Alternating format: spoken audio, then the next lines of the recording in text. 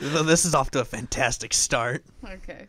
So, how we introduce ourselves? That's usually how these things go. Okay. So, hello everybody. This is New Media, and this is the podcast System Update.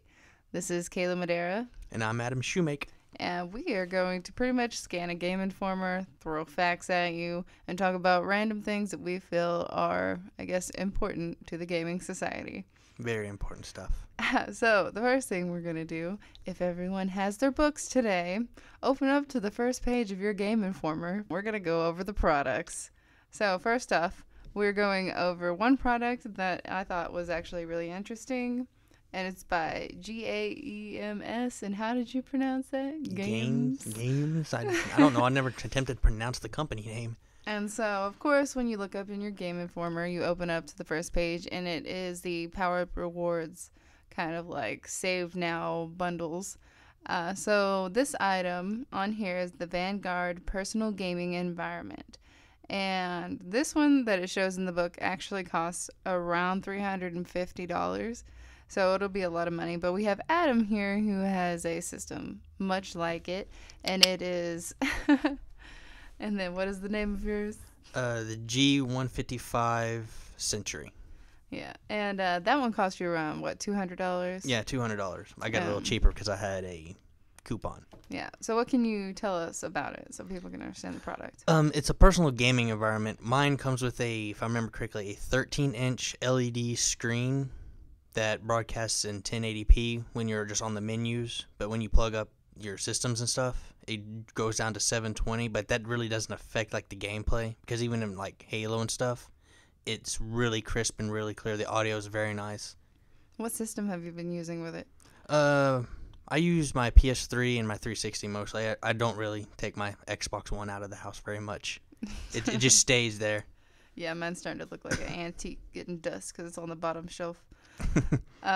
So you can just carry it around. Is that what you do? Yeah, you what you do is you unplug your system, you put it in. It has little Velcro straps that you can strap it down. It comes with two little baggies. You can put all your nifty little cords in. You don't need to bring your HDMI cord because it comes with a 7-inch HDMI cord provided. And it also comes with its own power source for the TV to plug into a wall socket. You put it in, you close it, you snap it, you pick it up, and you carry it off. It's also luggage. Like you can take it on an airplane and put it in the overhead bin. Oh, yeah. Yeah, That's probably where I'd take my systems. It's that compact. You can put it in the overhead carriage. Yeah, I just went on a cruise and I brought my PS4 Slim, and I had two of those duffel bags. I put it in one of those really tight PlayStation bags, put that in a duffel bag, then put that in another duffel bag. And I remember I was going through the checkout, and they were scanning it, and this guy looked at me, and he's like, "You're not going to be using that on the cruise." And I'm like, yes, I am. And that's when we had actually had a conversation earlier about whenever I went on the cruise, there was something crazy that you cannot use their TVs. Yeah. Apparently, they're just strictly for cruise because there's a fancy thing whenever the Ethernet is connected to it. You get a menu and you can look at all the activities going on in your account and all that. And so I watched a lot of videos. And they were like, just unplug it. I was like, well, we'll see. So I detached it from the wall, unplugged the Ethernet, and then I plugged in my PlayStation, turned off the TV, turned it back on, and then it showed up. It was fine. So if anyone's going on a cruise and they're worried about not getting their gaming in, don't worry. Just unplug the Ethernet. But make sure you plug it back in because they freak out when they notice it's not plugged in. Yep. Important note for cruise people. Provide TVs for gaming people. They need it. But they try to keep you busy. But yeah, I will say, when you have unlimited amount of pizza, you're going to stay in your room. That's just how it is. I would imagine so. Okay. And so now that we have went over our product, we actually are going to do a little segment in between where we're going to give you different gaming facts. And so the gaming fact we have for now is that Sonic the Hedgehog isn't the only name of Sega's Speedy mascot. It's a gene on the chromosome 7 of the human genome. It's actually not known until recently when the scientist community decided to ditch all of the comedy in its names for its genre. And so it's crazy because the actual seventh chromosome is Sonic. So, Well, there you go. Learn something new every day. random fun fact. Okay, and now I'm going to turn it to Adam, and we are going to start talking about a new game that's out, and that is For Honor. It released 2 days ago, specifically. All right, guys, in case you don't know what For Honor is about, For Honor is about a medieval world where Vikings, samurai, and knights all inhabit the same continent, and they're fighting for power. So it's pretty interesting because each one of them is kind of different from the other. You have the Vikings, whose legend is, they're big, scary, and just tear everything up. You have the knights, who are noble and chivalrous and wanting to do the right thing. Then you have the samurai, who's very... How do you describe a samurai exactly?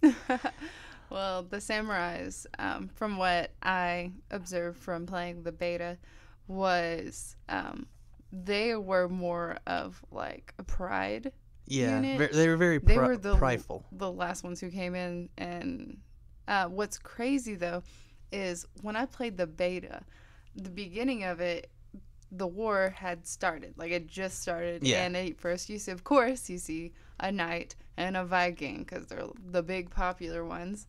I, of course, was samurai, because I gotta be different. And so it starts off with them fighting, and then I guess the samurai group realizes that the place that they're fighting for is somewhat important. Yeah. And what's crazy is the beta explains how stupid this war is. No offense to the word stupid, but so in the beta, it shows them at the beginning. This is a fight that's been fought for years, and it shows years passing, different faces, and people just killing each other at the same exact spot in this like war plane.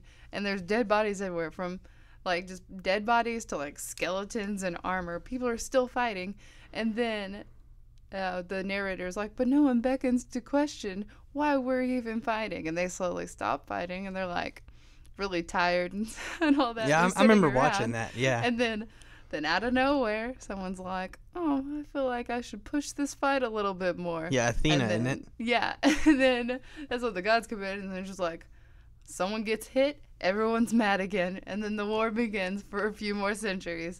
So I thought it was really interesting. The beta was fun, but I would say it's probably not the game I will be looking forward to.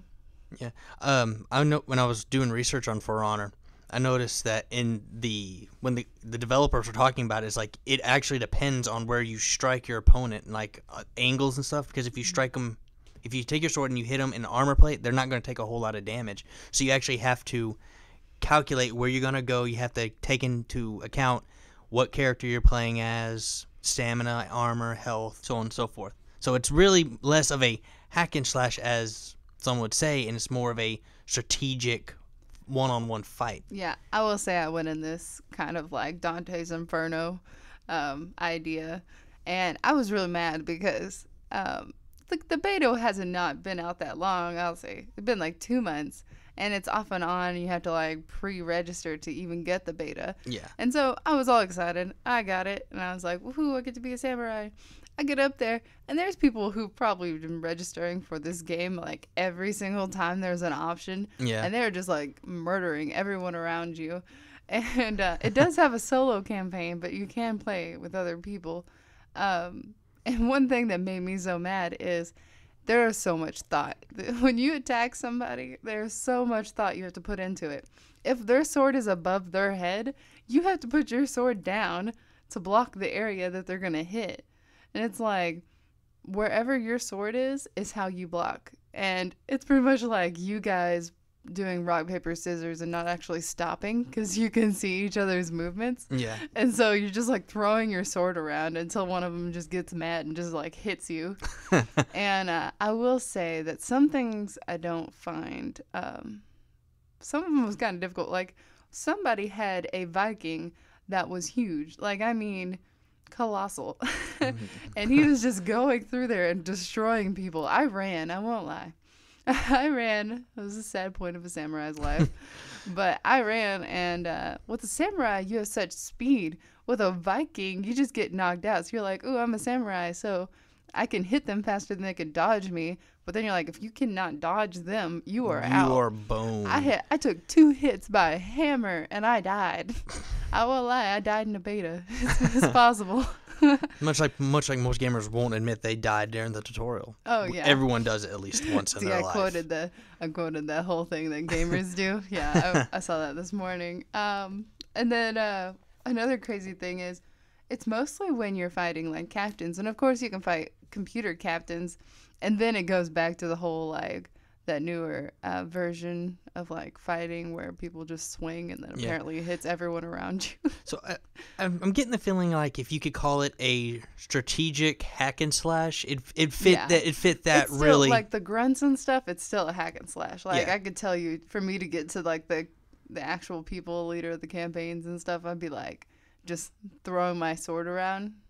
And then people would be moving, and I wouldn't even been hitting them. It's Yeah. just like, it's kind of like Just whenever get out of my you're way, I'm playing, cutting the grass. like God of War, and you just like swing and stuff, and everyone like gets hit, like delayed in the first God of War. Yeah. Yeah. That's it. You got something else on there?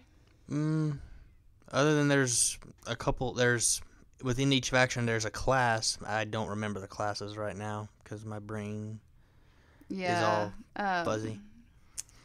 Yeah, that was interesting on the class part.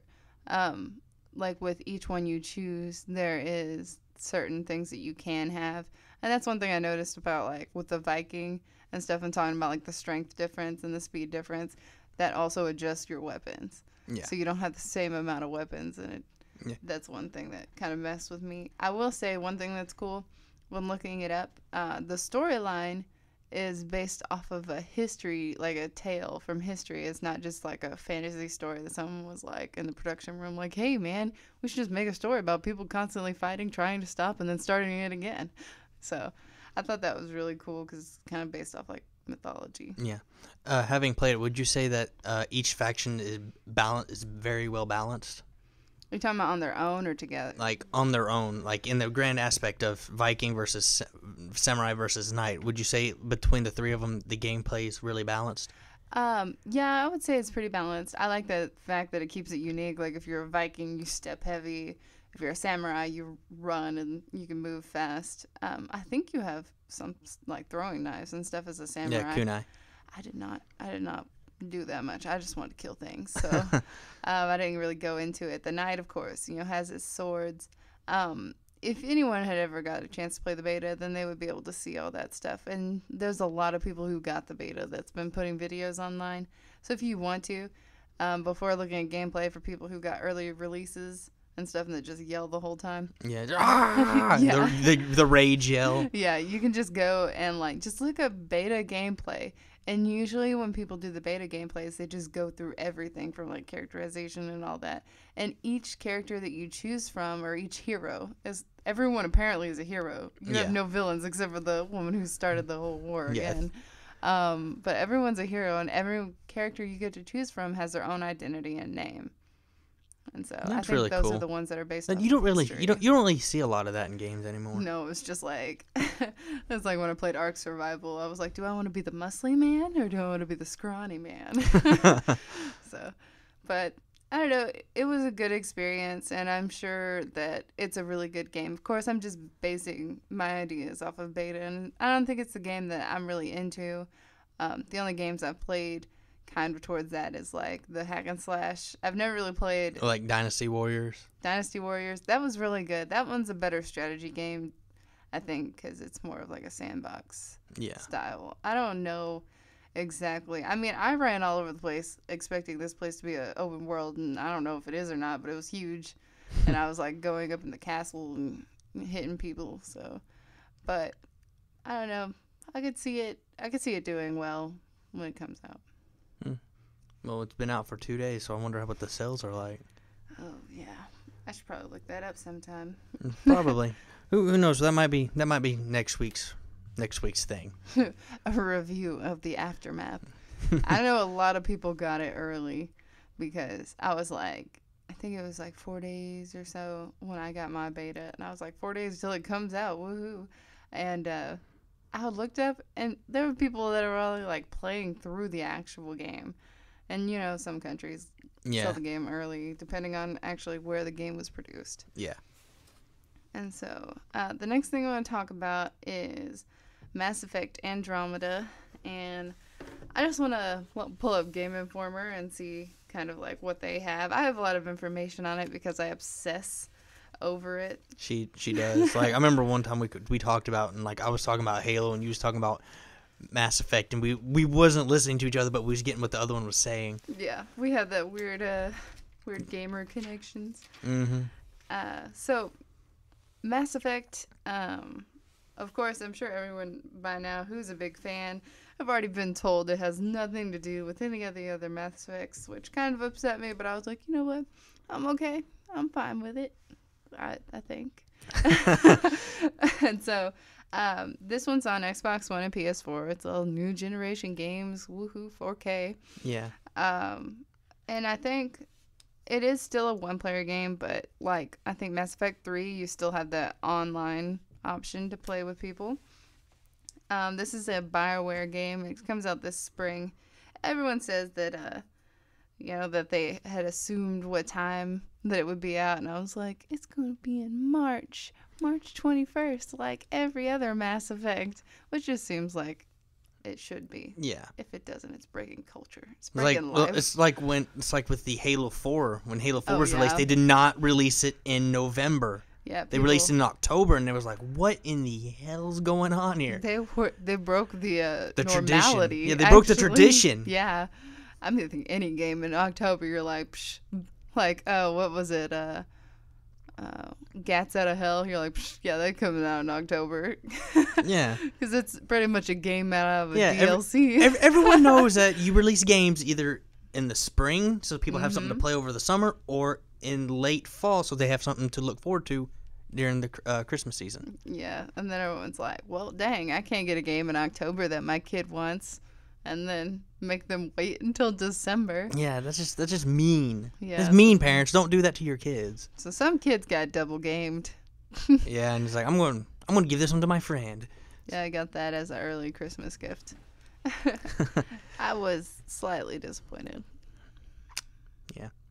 Anyway, back to Mass Effect. We tangented there for a minute. Okay, so with Mass Effect, you play the role of a Pathfinder, which is you are on this gigantic ship that is carrying a bunch of people on it, and you're actually looking for a new place to live.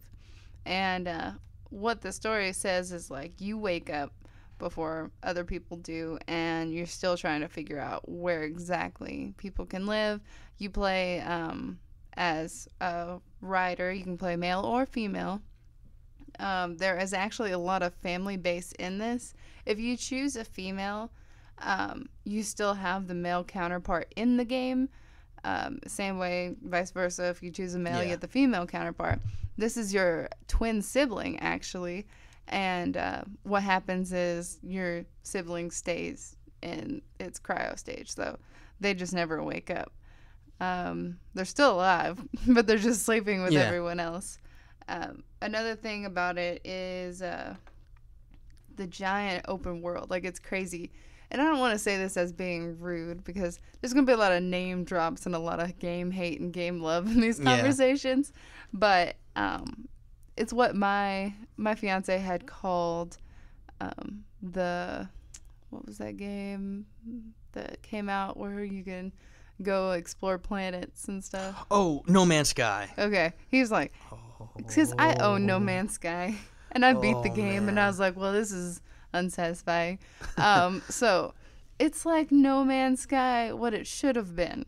You go to different planets, you collect resources, but there are actual animals that don't look like they're from Sesame Street breakdancing in the background. Yeah.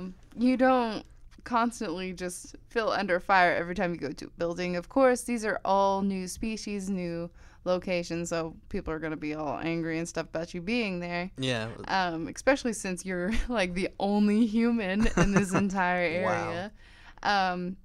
There has been 2 or 3 confirmed races. You at least have a human. You have a human friend who's going out with you.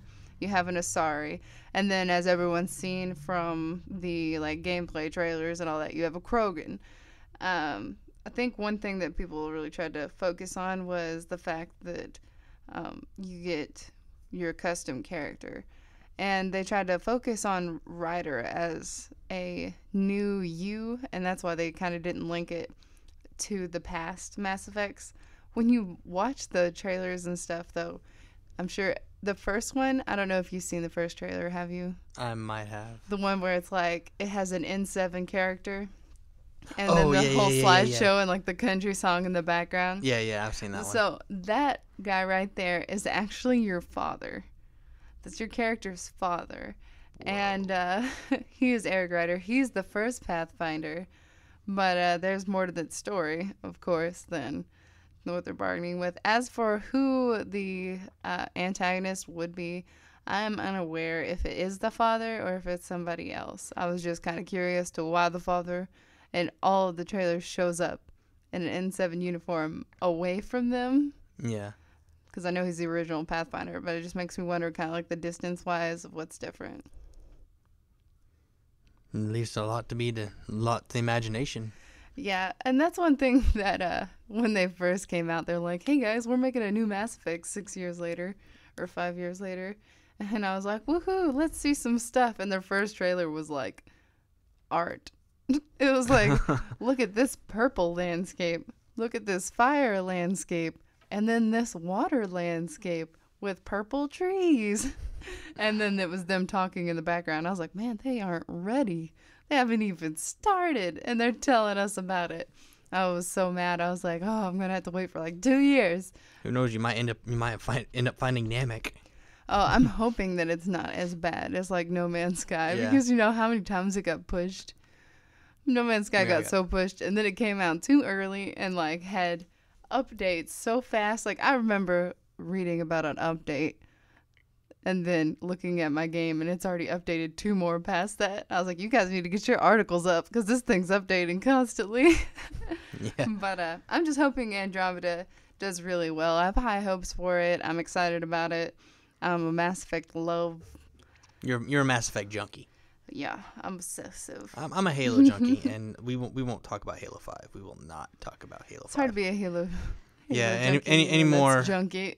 Yeah, it's hard to be a Halo junkie anymore. That's things. Ooh, I'm gonna keep it contained. See, there's so much stuff we want to talk about, but we're trying to stay on topic. So, focus. Yeah, so that's Mass Effect, and we're excited about that. We'll probably talk about that more, and I know that when I buy it, pre-ordered it already, when I get it, then I'll have so much to say about it. And I'll probably do screen captures over it, too. Yeah. And so our next segment will be over what we are going to screen capture. And so this took quite a long thought process of trying to figure out a game that we could all play. Because it's not just me and Adam here in the studio. We have a right bunch now of, it is. Yeah, right now it is. But we have a bunch of young, vibrant people who just love to play a video game. And so my thought is, let's find a game that we can get 4 people to play. Then I thought, what about if we can do more than 4 people? And then I thought, this would be awkward. We love awkward, so we should do a screen cap of it. Everyone here at New Media is kind of introverted a little bit. Yes, and it's crazy because New Media is made of so many different like ideas and personalities. Personalities. It's safe to say I'm definitely the oddest. Yeah, we will say that once you listen to our podcasts and stuff with the other groups or watch our screen cap, you'll know which one of us is Adam and which one of us is Kayla. There's Adam. There's Jake in the background. Hi, Jake. Probably just me throwing out a bunch of hateful words. And me.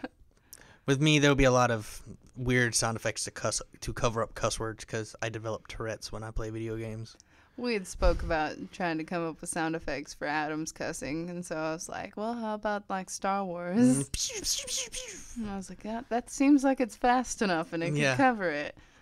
There's a lot of shooting. You guys know something's going down. Okay, so for our screen cap, we have Overcooked. This is on PS4, Xbox One, and PC. I so happen to have it on PC. And with that, I connect my PS4 controllers to my PC. Now, the reason I chose this is because you can get up to 8 people. And this is where it gets awkward because this is like a frantic fighting co-op game. Like when people say you lose friends playing Mario Kart, I say no, you lose friends playing Overcooked because no one can chop up the fish fast enough to put it in the fryer. So we're going to be playing this, and you get up to 4 chefs. Of course, this is one of the regular base game when you're not multitasking with people. Yeah. And so every level you get to, there's always something else that's going to happen. So you're like, well, this is easy. I can make a salad. So I just chop up some lettuce and chop up a tomato and then feed it to somebody. And then it goes to, oh, I'm not making a salad anymore. I'm making a burger. And then you got like buns and patties and tomatoes and lettuce. And then the patties, you have to actually beat the meat before you put it in the pan, chop the lettuce, and then chop all this other stuff. And then you have to do soups. And then don't get me started about trying to cook stuff. Okay, these stoves are dangerous. Everybody in here will get like their own side of a fire extinguisher. And those are really helpful because I remember there are rooms that actually change, like the level moves. Yeah, I've seen a couple of like the ship one where Yeah, the ship one where it moves. And I remember one time it moved while someone was cooking something and no one was on the side where things were cooking. Now get this, okay, guys? This is a co-op game. We are playing together and still people are fighting. And so you leave the place going, and you just got like a giant pan of soup that just catches on fire, catches the entire cooking area on fire, while you're over here sitting next to the chopped tomatoes wondering why everyone is next to the chopped tomatoes when there are other places to be. And then you just sit there, and you watch everything burn because the fire moves all the way down. And the fire extinguisher happens to be next to the stove, which is handy, but not so handy when you're not next to the stove. Yeah. So it sounds like things can go downhill very, very quickly. Yes, and it's really fun. There are so many levels. There are over 50 levels that you can do. And you're constantly challenged because there's a rating system of like 1 to 3 stars. And some places you can't go to unless you reach certain stars. So this will be the game that we're going to be screen capping. I'm really looking forward to it. Our first screen capture will probably just be us getting used to the game and talking about how it works. Not just by me verbally saying you'd actually get to see this stuff. And then you'll get to see how good our task managing and communication skills are. Hopefully they're pretty good. Yeah, I know that me and Adam can listen to each other, but as for everyone else in the group, we're all like on different levels and stuff. So like if Adam's yelling at like Jake, Jake, get over by the stove, do it. Jake doesn't like being on the spot, so we'll see how that goes. This is gonna be great. Okay, so our next segment and our last segment will be over just a kind of game review, much like the Overcooked, but this one is just a game that I have that I just wanted to talk about. So a game I downloaded. This was, I guess I downloaded like the alpha of it. Yeah. And I've been playing it for a while. Played it since like last year, actually. But yeah, it came out January 26th, and I have it on PC, but it's also on Xbox and PlayStation. Mm-hmm. So this one is called The Witness, and it's a puzzle game, but it's like a really beautiful open world area. And you have like all these different like grids that have like all these really pretty lights in them, and you have to figure out the puzzle for each one.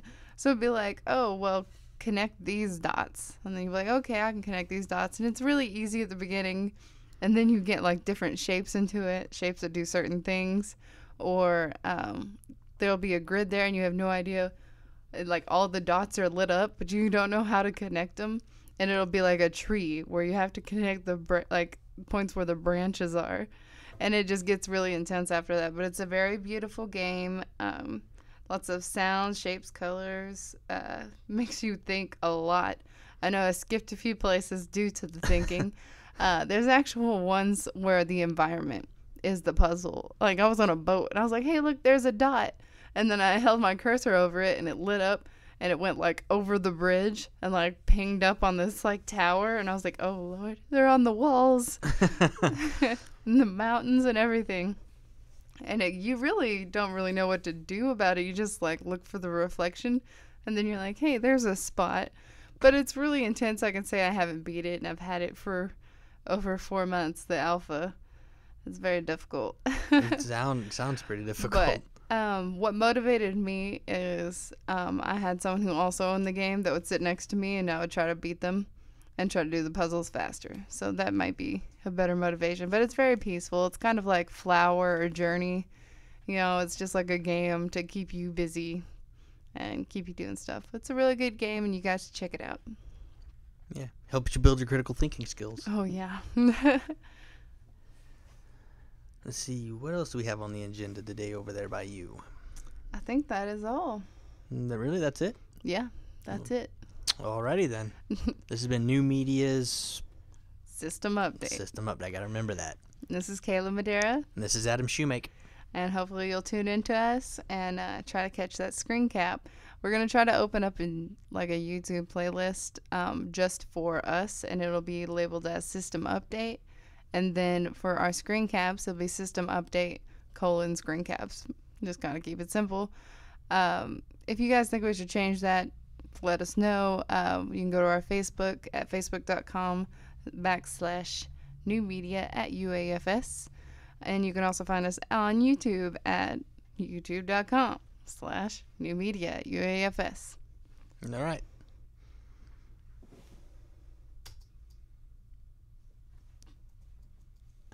Awkward silence.